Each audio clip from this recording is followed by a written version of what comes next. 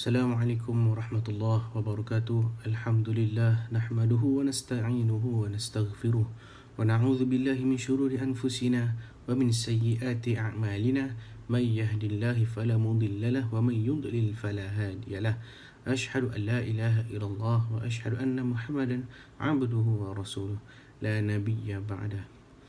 InsyaAllah saya akan membentangkan sedikit mengenai topik yang ke-8 di dalam buku Pembangunan dan Sosio-Budaya, iaitu topik peranan pendakwah di dalam menangani perubahan sosio-budaya.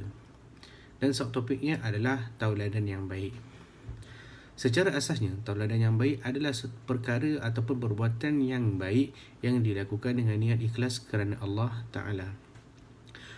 Di samping itu, perbuatan baik ini ataupun tauladan yang baik ini, dia bukan sahaja akan mendapat pahala kerana kita melakukannya, bahkan ia dapat menyeru orang lain untuk mengikut apa yang dilakukan si da'i tersebut, si pelaku perbuatan baik tersebut. Di samping itu, dapat menunjukkan nilai-nilai Islam kepada masyarakat luar ataupun orang-orang kebanyakan ataupun orang-orang kafir.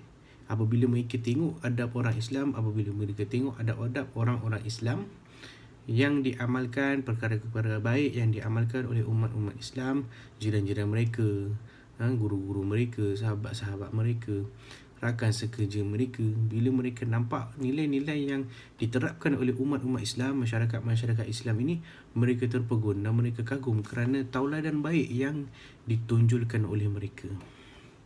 Sebagai pendakwah, menunjukkan tauladan yang baik adalah suatu kemestian yang wajib dilakukan oleh semua da'i bagi memastikan segala mesej yang hendak disampaikan sampai dan diterima oleh mad'u dengan tenang, dengan aman, dengan selesa, tanpa ada sebarang keraguan, tanpa ada sebarang rasa tidak suka ataupun rasa memberontak.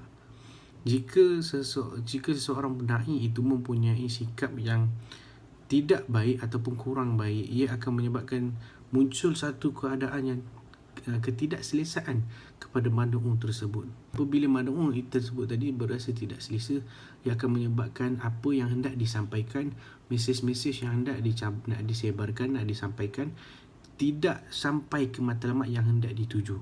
Kerana di situ akan ada satu proses penolakan di dalam pemikiran mad'u tersebut. Kerana da'i yang menyampaikan dakwah tersebut menimbulkan rasa ketidakselesaan ketika menyampaikan dakwah.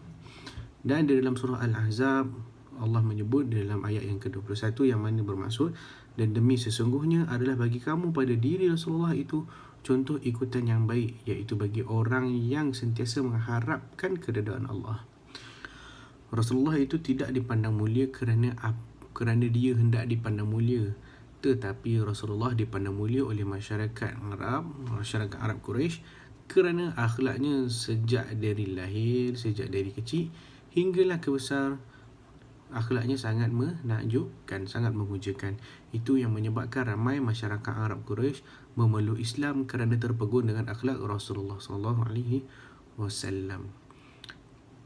Berkat kesabaran Rasulullah, berkat ketabahan Rasulullah dan sebagainya, akhlak-akhlak tersebut menjemput hati-hati mereka, menjemput pemikiran-pemikiran mereka untuk mencuba sensasi yang baru. Sensasi apa? Sensasi merasakan adanya ketuhanan di dalam hati mereka. Di zaman milenial ini, tidak mustahil untuk kita melakukan perbuatan baik ataupun tauladan yang baik, dan tidak mustahil untuk kita menunjukkan perbuatan baik tersebut, tauladan baik tersebut, walaupun dalam keadaan kita di rumah berkurung kerana PKP, kerana wabak COVID-19 melanda kita di Malaysia ni khususnya, tidak menghalang sama sekali untuk kita melakukan perkara-perkara baik, kerana terdapat banyak kemudahan-kemudahan yang telah disediakan.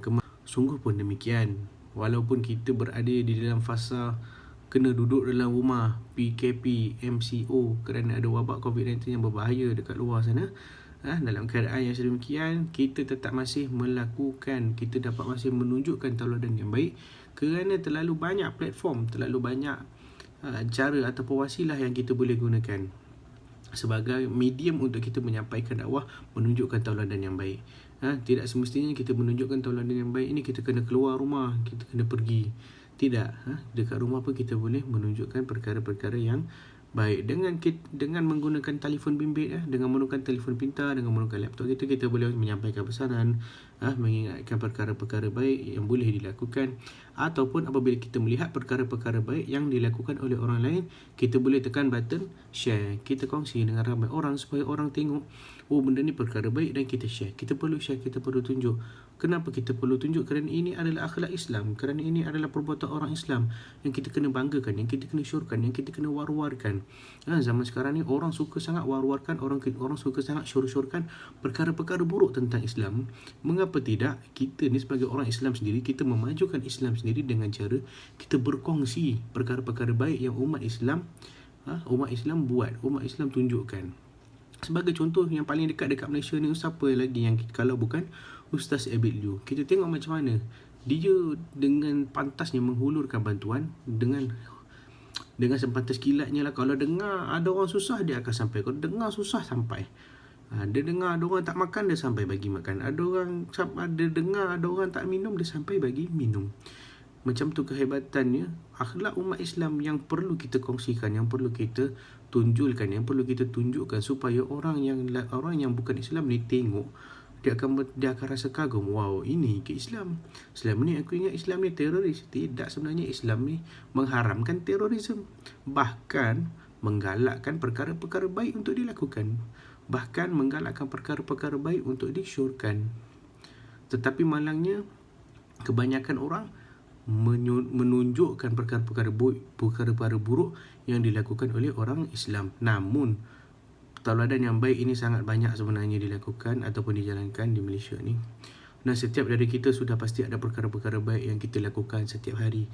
Bezanya kita tidak menunjukkan, kerana tidak semua perkara yang kita perlu tunjukkan. Ada orang yang tunjukkan bukan dengan niat mereka nak ujub, bukan niat mereka nak takbur, bukan niat mereka untuk menunjuk, tetapi mereka hendak berkongsi apa yang mereka lakukan dengan duit yang disumbangkan kepada mereka, dan mereka menyalurkannya kepada orang-orang yang memerlukan. Masya Allah, subhanallah. Betapa indahnya akhlak Islam ini, betapa indahnya tuntutan Islam ini. Di samping kita membantu, tidak kira agama apa pun kita bantu. Itulah yang disyorkan oleh Islam, itulah yang diajarkan oleh Islam. Malangnya tidak ramai yang hendak mengambil tahu. InsyaAllah tauladan yang baik ini adalah satu bidang dakwah yang apabila kita lakukan, insya-Allah kita akan mendapat pahala. Di samping kita dapat menyeru, kita dapat menunjukkan, kita dapat meninggikan darjat Islam di mata orang luar, di mata orang kafir. Di samping kita mengajak mereka ke arah satu perasaan yang baru. Aku rasa aku nak cuba Islam kerana aku tengok Islam ni sangat-sangat baik. Kerana aku tengok Islam ni sangat-sangat sempurna. Segala perkara benda diajarkan oleh Islam. Mereka akan rasa macam tu bila kita tunjukkan perkara-perkara yang baik yang Islam ajarkan kepada kita, yang Rasulullah ajarkan kepada kita.